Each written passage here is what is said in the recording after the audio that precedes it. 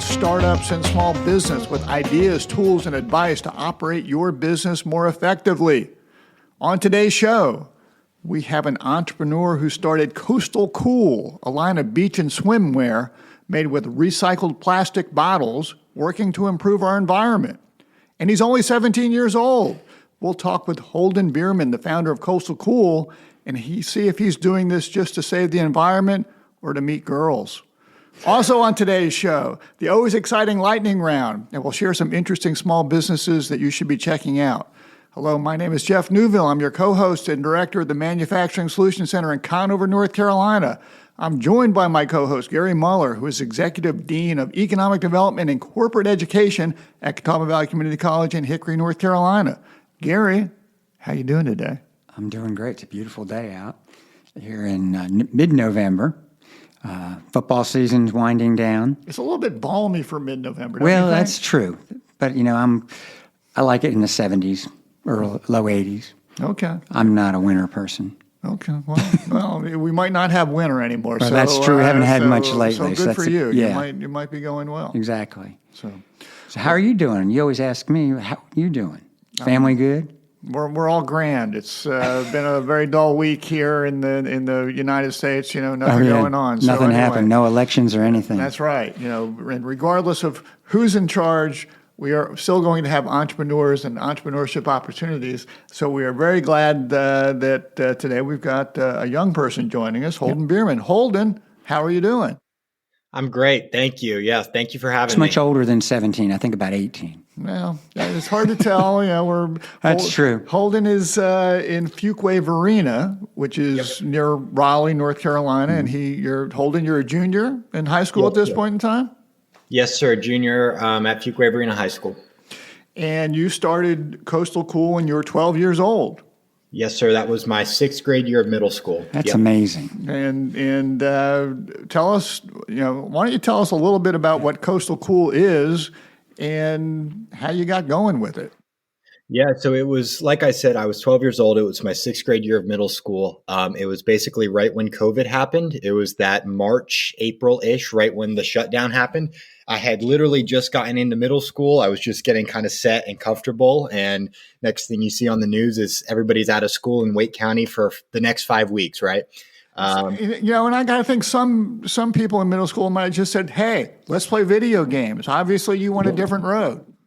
Yep. And that was kind of me. And a little background on me is I've never really been in that video games route. I've never really been in that sports route. I've never really just clicked in that kind of group. So when COVID happened, I was not only bored out of my mind, but knowing that I wasn't in that clique of video games or sports or really honestly the normal kid, I kind of went outside the scope and I started researching, hey, let me use my time and start a business. I never thought that I would be in fashion really or any of that, but it was just kind of a simple idea and a simple, hey, let's try something out. And let's go for it. And it's been an awesome journey. So we launched Coastal Cool my 13th birthday, which was August 11th, 2020. And kind of those initial month through March through August, it was getting the LLC, designing all the designs. I was literally doing everything, hand drawing, creating everything, building our Shopify backend, basically building Coastal Cool from just an idea to actually something that we could bring to the market. And we launched in 2020, originally selling t-shirts and hoodies. And that was the foundation for the brand. So I got an initial loan from my parents for $500. And that was to get an LLC. And I kid you not, I literally called local law firms in my town. And I said, hey, I need an LLC. And everybody looked at me like, at the time, my voice wasn't as deep. And they're like, how old are you? And I kid you not, that was it. And then I found the right one, Shelly Pennington, and she was right down the road and she took care of me. She got us an LLC. And that was kind of the first step to creating Coastal Cool. We wanted to do it the right way. We wanted to do it. A lot of kids start businesses and it's like, oh, you're just kind of just simple money, right? It's just a little thing. They're not going the legal route. And that was one thing. I had an idea. I saw a vision for it and I wanted to do it the right way. So how'd you find out about an LLC? I'm sorry, I'm interrupting. How'd you find out to do an LLC at 13? Honestly, it was my dad. He's in business. He's in sales. He's created businesses before. So kind of having him kind of mentor me in the sense of getting that first foundation started.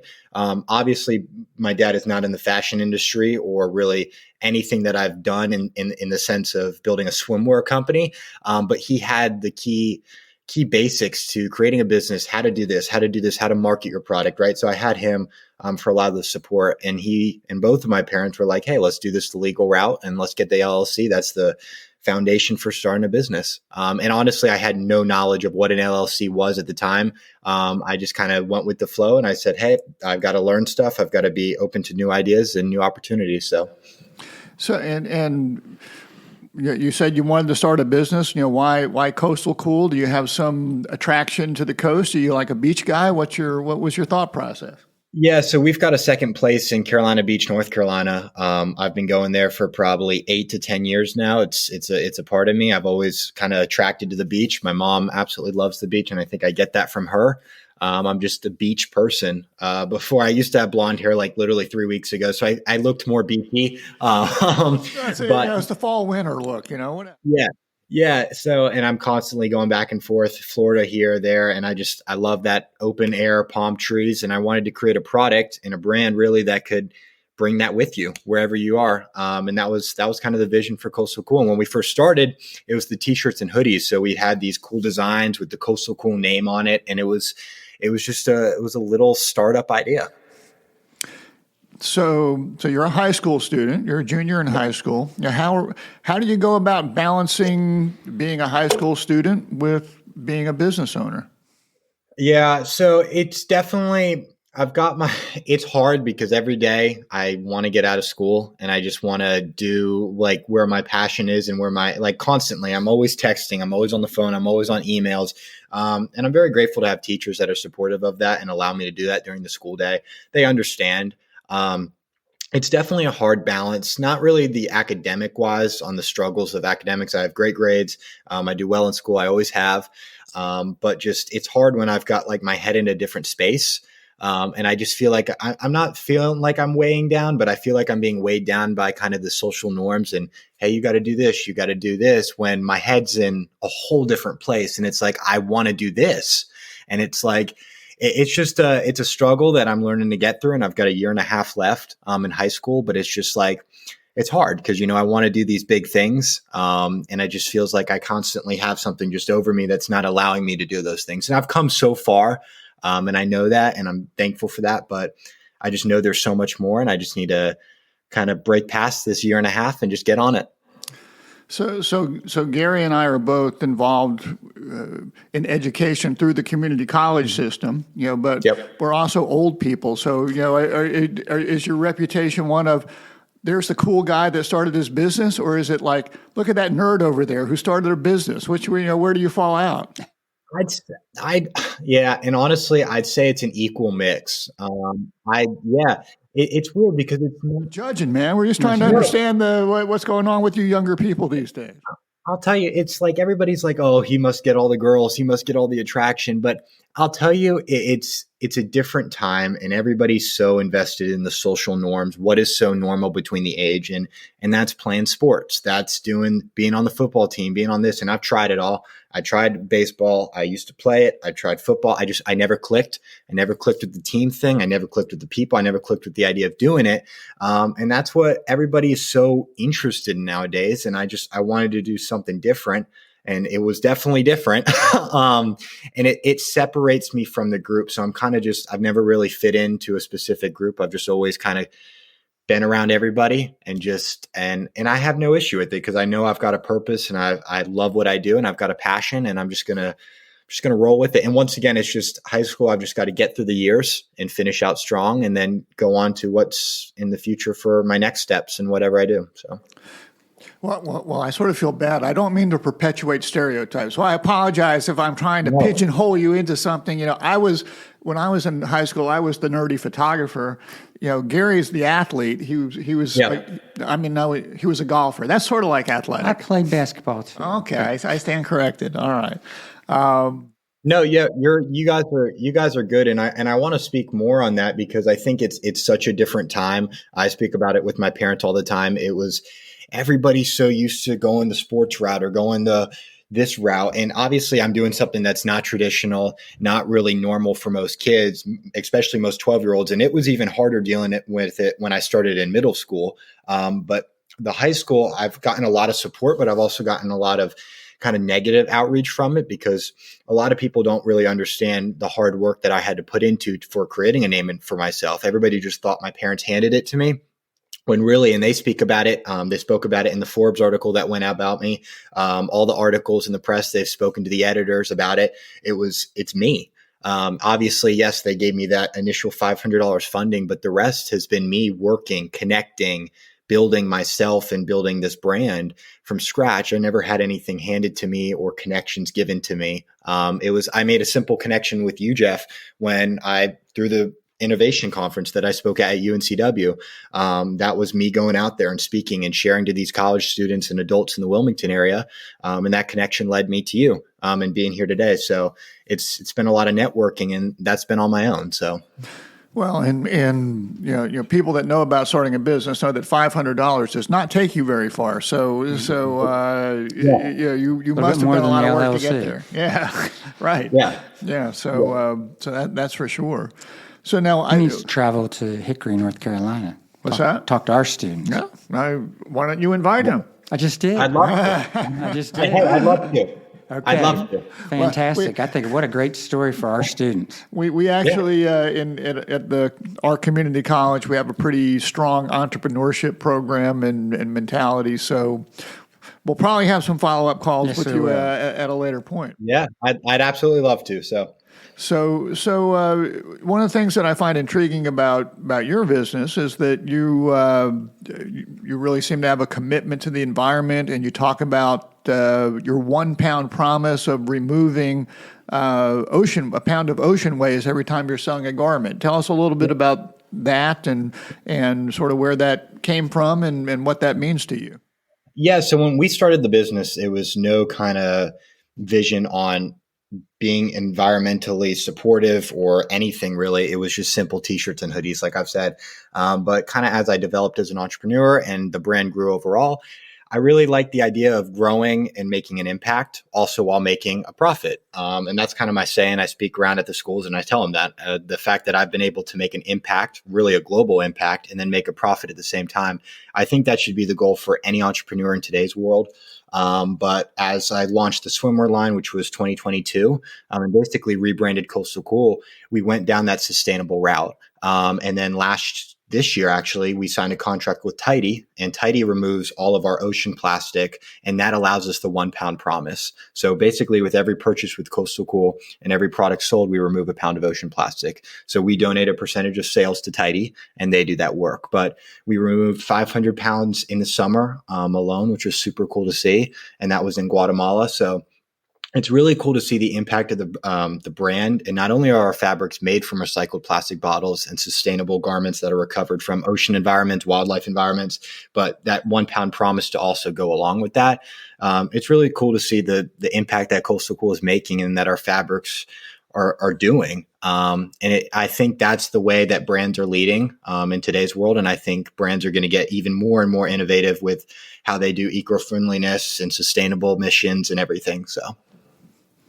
Well, I think that's become a much more important part of the equation. And I think you said something important in that Gary and I have worn various hats where we work with, whether it be students or other entrepreneurs. And, many people come to us saying, hey, I'm going to start this business so I can give back something. And I think that's great, but I think you also hit on the fact that before you can give something back, you actually have to make money and show a profit and cover your expenses. So recognizing that there's also other expenses out there that you have to cover. It can't just being altruistic is not going to be a business model that will be sustainable for you. No pun intended. No, absolutely. And that was one thing that I learned kind of as I began to research now a new industry, getting into the swimwear and beachwear designs, kind of separating myself based basically out of just the simple t-shirt and hoodie design, which that's common for a lot of kids to actually start nowadays. On TikTok, it's really easy to start a clothing brand kind of out of nowhere. It wasn't easy back when I first started in 2020, but now as resources and kind of beating through COVID and all the resources that are online, Google, I always tell this every school I speak to, you can learn so much through a simple connection or even online nowadays. YouTube, there are so many resources out there. And it's easier than ever for a kid like my age to start a business. Now it's the consistency and it's the work and it's the networking that a lot of people don't understand that actually goes into making it. But once again, I learned that to have a sustainable business model, that would also include making an impact. And in our case, like you said, no pun intended, it was sustainable swimwear. So, No, that's. I think that sounds great. It's fantastic. It really is. So so Holden, from a marketing perspective, from getting your name out, from getting the brand name out, obviously it takes time to establish a brand name, which you've obviously put in that time and just being out there for so many years. But in terms of finding your customers, in terms of getting your name out there, what's worked for you, what hasn't worked for you, what sort of lessons can you share with folks listening? Yeah. So a lot of it, I mean, we're still a small business. We're still technically a startup business. We're not profitable yet. Everything that we make goes right back into the company. We're still in that stage, privately funded by me and everything that we make. So there's no private equity, no investors, none of that. So a lot of it has been word of mouth, but then we have over 150,000 followers across social platforms, 44,000 on Facebook, 100,000 followers on Instagram. And we've worked with some awesome influencers who we basically send products out to or pay or both to basically they wear the product, they model the product, and they post and they share our brand and they share the impact that our brand's making. And that's been great for not only our organic reach, but our collaborations. And then that has led to press. And the press articles have been kind of where we've really sold our products. I was on WRIL in May. We did an episode on there. I did Forbes. I had a cover feature in Forbes Lifestyle in April. We had a ton of press come out this summer. Triangle Business Journals, Wilmington Business Magazine. I mean, there was so much press that came out about Coastal Cool. And that's all organic marketing right there in leads. And then it gets in all the Facebook groups and the social groups. And then it just keeps going and going and going. And that was really no cost for me at all. That was just a simple connection making, sharing the story kind of like I'm doing with you guys. And it led to being published. And then that led to sales and reach and SEO and everything. So it's for us, it's been a lot of word of mouth, social media marketing, but for sure it's been the press, in my opinion. That WRIL article did, and the story overall just did amazing. It has culminated with you being on the Entrepreneur Exchange, which will be the cherry on top of your... That means you've made it. Yeah. Once you get the Entrepreneur Exchange bump, you're going to be very busy over the next few weeks. But I love it. A little bit like Joe Rogan. Yeah. Yeah, I didn't realize he had as many visitors. If you can't make it to the Entrepreneur Exchange, Joe Rogan's a good next step. If we can't tap you, but that's right. So you talked about the various types of social media that you're on, and is there a certain place that provides more traction at this point in time? Is it TikTok? Is it Instagram? Or what? Can you tell? And that was one thing I did a podcast 2 days ago. I spoke about it. TikTok, I never clicked in that group of kind of that 2020 group. All the kids were making TikTok dances and lip syncing videos right when COVID happened. And I never clicked in that. So I never really learned that. But I was exposed to Instagram at a really young age, just making an account and messing around. And I learned the power of social media and building. And that was simply through Instagram and Facebook at the time. So I had a lot more experience and knowledge of how to market through Instagram and Meta, as you guys know it. So Instagram has definitely been the biggest platform for us. And it shows in our following, it shows in our reach, and it shows in our collaborations, because we just worked with Piper Raquel. She has, I think, over 20 million followers across platforms, huge YouTuber. She lives in Los Angeles. We sent out matching swimwear collections for her and her boyfriend, and the campaign went crazy. I think our Instagram post got over 100,000 likes just on one post. I think we had over 3,500 comments and like hundreds of thousands of shares. And that was pretty cool. And that's a simple sending products out, working with her, communicating with her sharing our mission, making a post, and just sharing Coastal Cool. And that was simply on Instagram and Facebook. So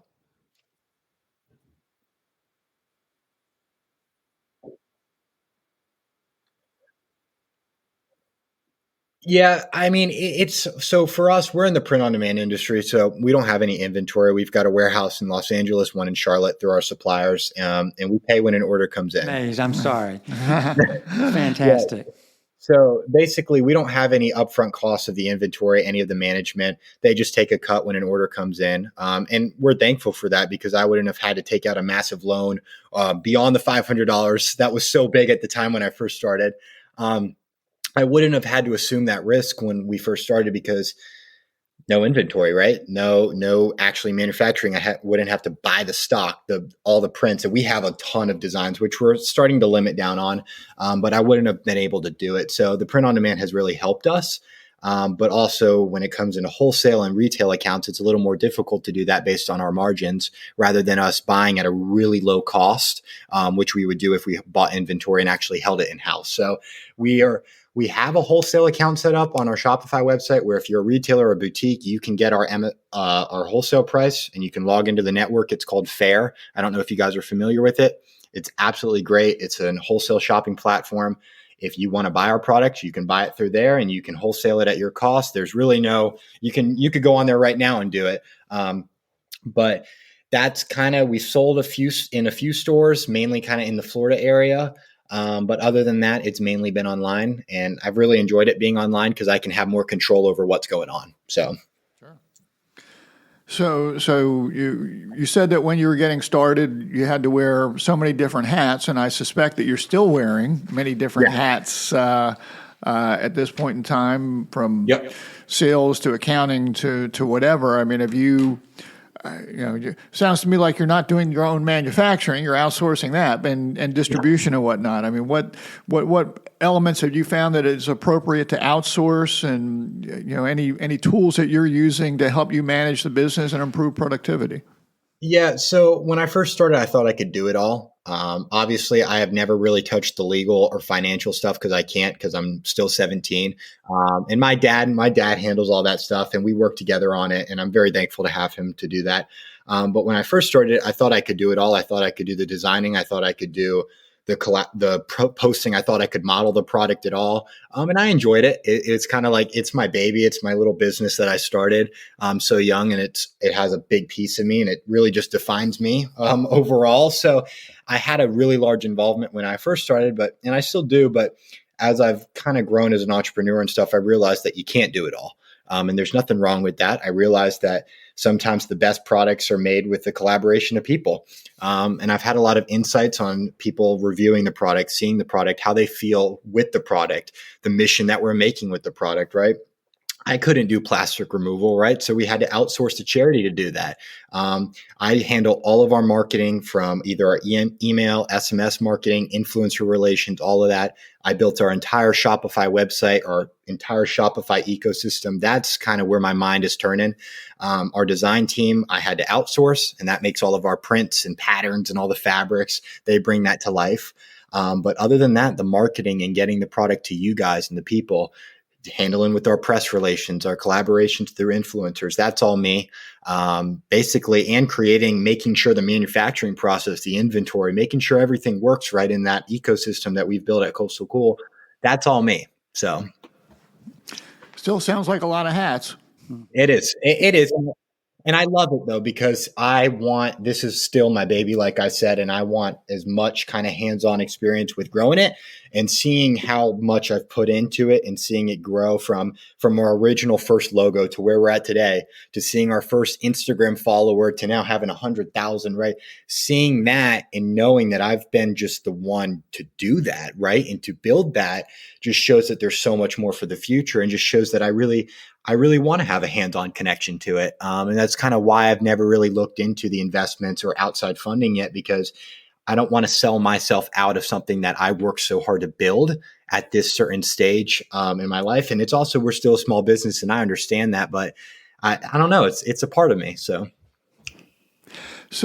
which sort of brings up another question of where you see Coastal Cool going over the next years. I mean, I think one of the questions that gets thrown out that I'm not always crazy to answer when people ask it is what's your exit plan? And whether there should be an exit plan. You're a young person. Why should you be thinking about an exit plan? Although, some people might be saying, how do I grow this to a point where it could be sold to someone else, and I can make lots of money and go sit at the coast and and drink cold beers once you're of age.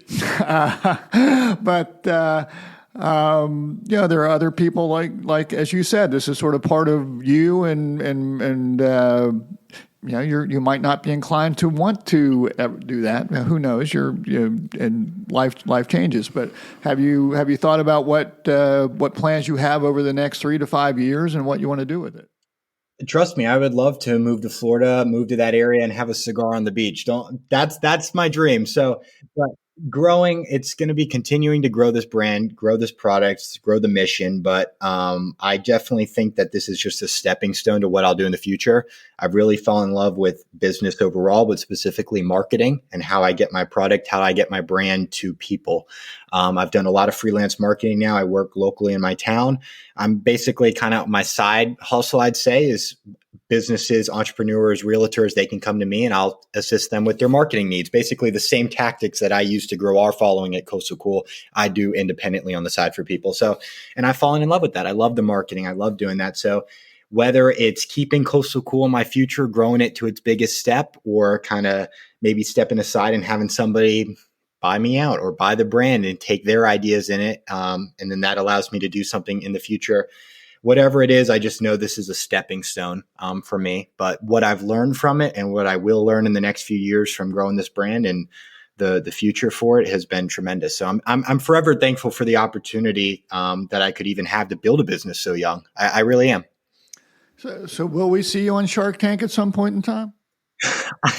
I would probably do it for the publicity, but the stuff that I've heard, I've spoken to a lot of people that have actually been on Shark Tank, that have been in the process, and I don't think I align with how much they get kind of eaten out in the sense of their profits and the sense of their funding and how much ownership and control they have over a product. Like I just said, I want my hands on with this brand as long as I can. So, yeah. Okay. CVCC, we have our own Shark Tank. We started it the same year that Shark Tank started for our students. Actually, Gary started it, back in 1852. A long time ago. It was the first year that Shark Tank started. Yeah. That's where we got the idea to help promote entrepreneurship at the college. I love that. And I think we need more of that. And that's what I'm trying to do as a student still at Fuquay-Varina High School. I've done a lot of it. I'm the youngest chamber member in the town of Fuquay-Varina. We hosted the largest chamber ribbon cutting event. I think we had over 150 people there. It was literally Fuquay history that we made in May. And that's what got me on WRIL. And we showcased that. It's online. It's pretty cool. But that's my goal now. And that's why I love speaking at UNCW. I would love to speak at your school, and spoke at my old elementary school, my old middle school, nearby middle schools in Wake County, just sharing the story and allowing other people to know that they can do it. And not only can they not do it, but they have the support of people like me. Because when I first started, I didn't have somebody close in age range to help me or support me. And I think if I did, somebody that I could trust that was close in age, I think I would have been more successful a lot sooner in the sense. So if I can be that for somebody now, and there's a lot of kids out there that I can tell they want to do it. They're not in that clique of sports or whatever. And they want to start a business. They want to do something. They want to make money. And they just don't know how, and they don't know where to start. So if I can be that for somebody, that's kind of what I enjoy doing now. So. Well, sort of as we sort of wind up a little bit, when you just look back on your journey and where you started, where you are at this point in time, for someone listening who might be thinking about starting their own business, what sort of lessons or advice might you offer up to them? I'd say just if you're stressed about taking the risk, just do it, because you got one life to live. And that was kind of that. I hate to say, but that was what my mentality was. I was like, hey, I've got all this time on my hands. I might as well just roll with it. Worst case scenario, it doesn't work out. I'm young. I've got years to work on whatever path it is and figure out whatever the heck I want to do. But I went with it. So I'd say for anybody that wants to do something and make it happen, just go for it. and just make it a reality. And that's what I did. And I wouldn't be speaking here with you guys today if I didn't trust myself 4 years ago when I first started it. And there was a lot of hate. There still is. A lot of people are jealous of what I built, but it's also like I worked my butt off. So, and I still am. So, well, you've earned it, man. So congratulations. Well, good for you. And like I say, if people are shooting at you, because I was thinking about it earlier, it's because they're jealous of what you've done. So congratulations. Thank you, guys. I appreciate it. And that's why I've always gotten along better with adults, because I've always they've pushed me. I just feel like kids my age really, just they don't push each other to do anything outside of the box. They don't want innovation. They don't want change. They don't want to see impact. They're just everything to be steady. No stimulation. I want change. I want to do something. So. Well, we very much appreciate you joining us today. You're up for our lightning round? We'll do a quick lightning round with you?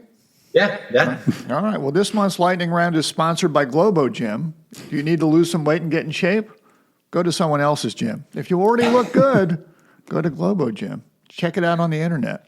All right. So we have some quick questions, quick answers. Don't overthink it. Okay. First question. And I think I might even know the answer to this question. What is your favorite vacation spot?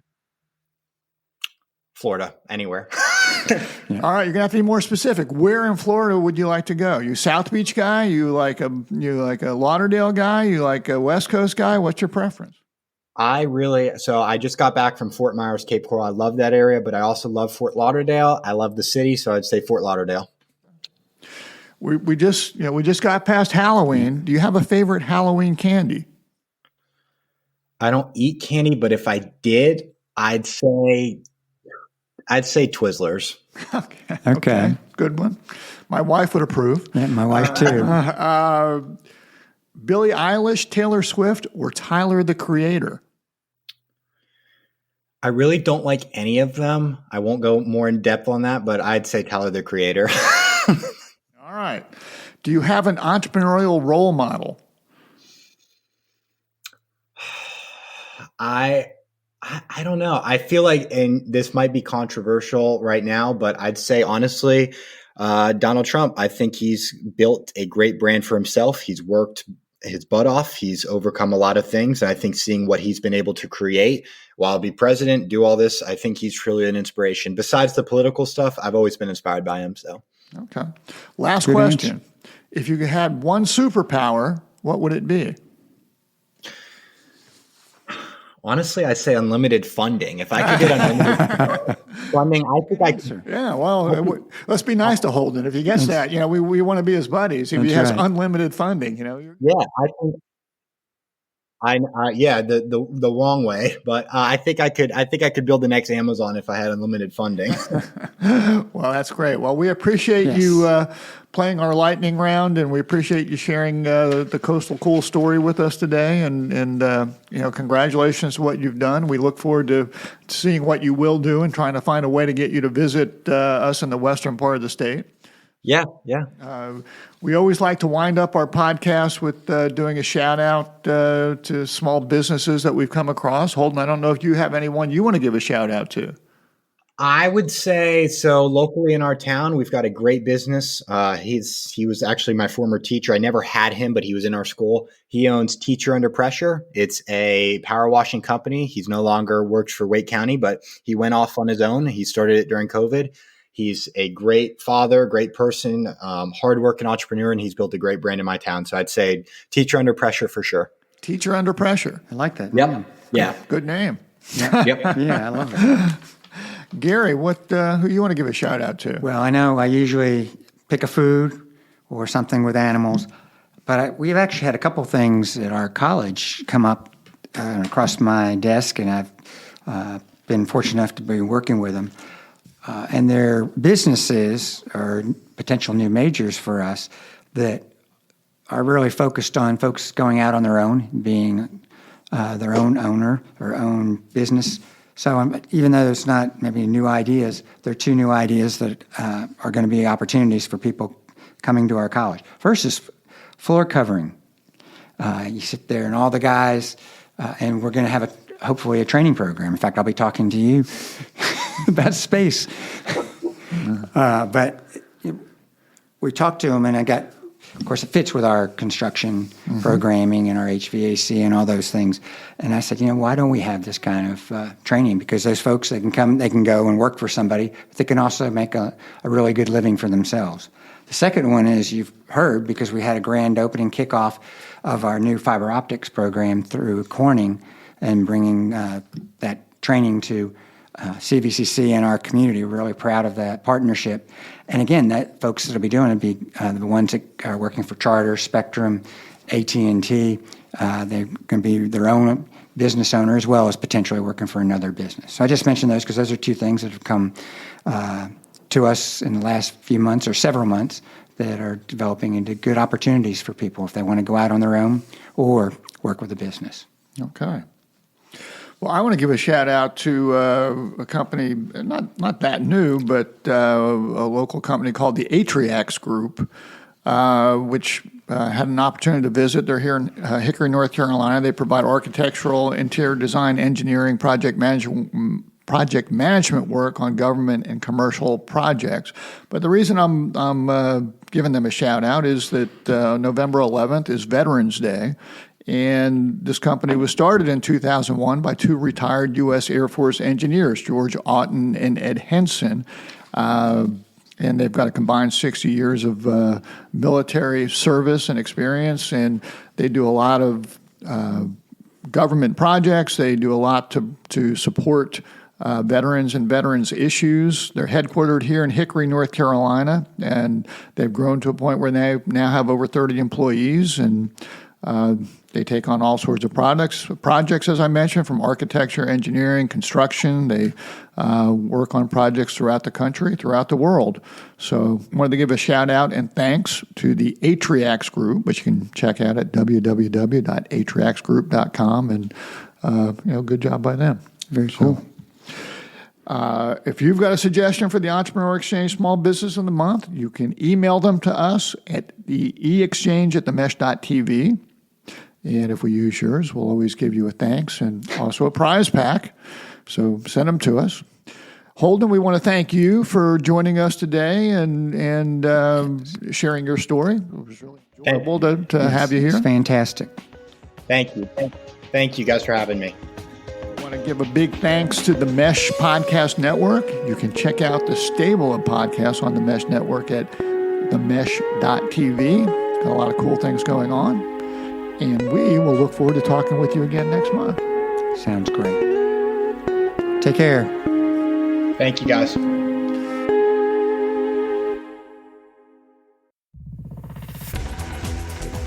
You've been listening to The Mesh, an online media network of shows and programs ranging from business to arts, sports to entertainment, music to community. All programs are available on the website as well as through iTunes and YouTube. Check us out online at themesh.tv. Discover other network shows and give us feedback on what you just heard.